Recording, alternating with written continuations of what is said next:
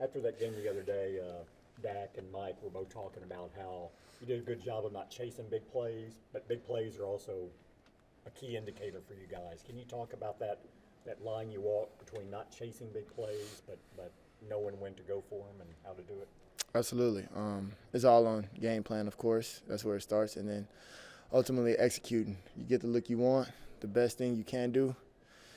Don't rush it. Just let it come to you. And, as you can see, the third down was first catch of the season. It goes for 50, technically. So I think that's a prime example of not necessarily chasing it, just doing your job, and it'll let the rest handle itself. Is that patience you have now you didn't have last year when you were talking about kind of making that adjustment and going the lead receiver at this level? Not necessarily. It was just more impatient to make the play, to say the least. But now, as got a hold of the offense, understand what Mike's trying to do, and then obviously building a great connection with Dak this whole offseason. So I know got a great feel of the offense. CeeDee, being an elite receiver, can you talk about how much you look forward to challenges like going up against Sauce Gardner, DJ Reed, those types of cornerbacks? Absolutely. Always a testament to your position, and obviously Sauce had a lot of success last year, and he's a great DB. And DJ Reed, I played him in college, so very familiar with him. And but yeah, man, it's always I look forward to games like that. Matchups like that, if you will. Test my abilities, of course, and see where I am, and make a statement. You guys really didn't get to show your offense last week because of the weather, because of the score. How excited are you guys to come out this week and really show this new offense?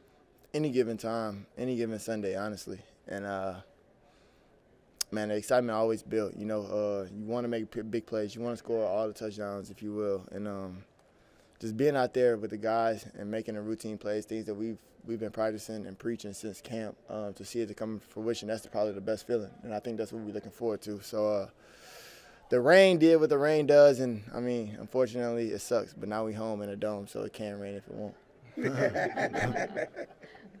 How important is what Brandon brings to the equation in the passing game? Very important.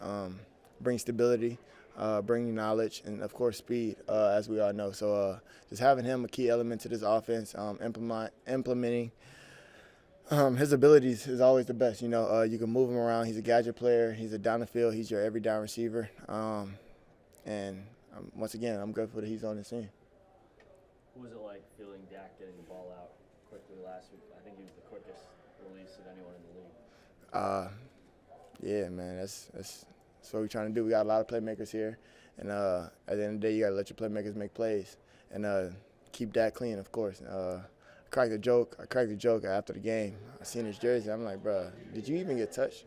And obviously the Giants have a great D-line, but that was, just a testament to the offense, congratulating them, the O-line, and us playing together and doing what we got to do, being all on the same page. What's the Gardner on tape? What makes Gardner so good as a corner? For starters, his height. His height is off rip a disadvantage for a lot of receivers under 6 foot. Granted, for the ones that 6 foot, also he does a great job and he performed well. So his technique, he knows his leverage. He's very smart, tall. He's not your average DB. CeeDee, after a full summer of going against your defense, what was it like watching them against another team and doing what they did? I told y'all. That's all I was thinking. But, excited to see those guys fly around and, get a hold of the quarterback. Unfortunately, obviously they can't get a hold of Dak. But I never get to see.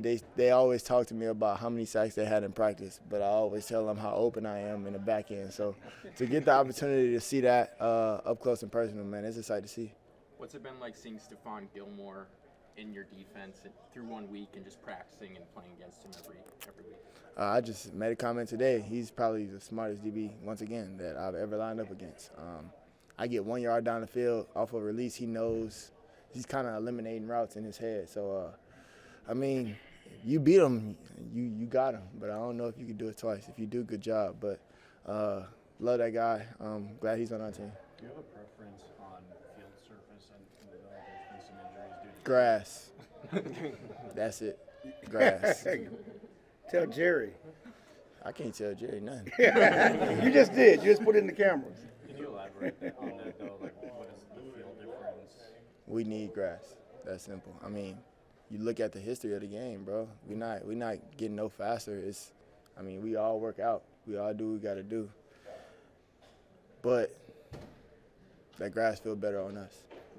You mentioned Sauce's height as being unique. Mm-hmm. Trayvon's a tall corner too. Does it Absolutely. help you to go up against him in practice to be prepared for a taller corner? Yeah, facts. Seeing Trey every week, it don't really make no difference to me because I mean he has the best ball skills out of all DBs. So if the ball's in the air, it makes me track it differently. And then looking eye to eye when I line up to a guy that's my height, technically, I mean, it kind of make you want to get in your bag a little more. You know, you got a couple more releases. You don't want to really, necessarily get jammed up at the line of scrimmage, so you got to work it differently. And there's a lot of different tools that you could use, but that you're going to also have to use. So, yeah, it's great work in practice. CeeDee, you worked against Jordan last week in practice.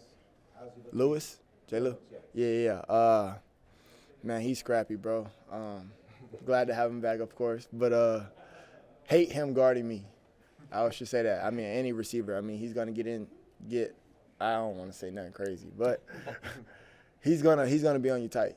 And then your best bet is to, once again, you just got to change your technique, change your sound, and he looks a lot quicker. Lateral movement is still there, and it's good to see him once again flying around doing his thing, and happy to have him back. When you got he's ready to go. Absolutely. When you got your tattoos, did you have to get sedated for? No, I couldn't do that. Appreciate you.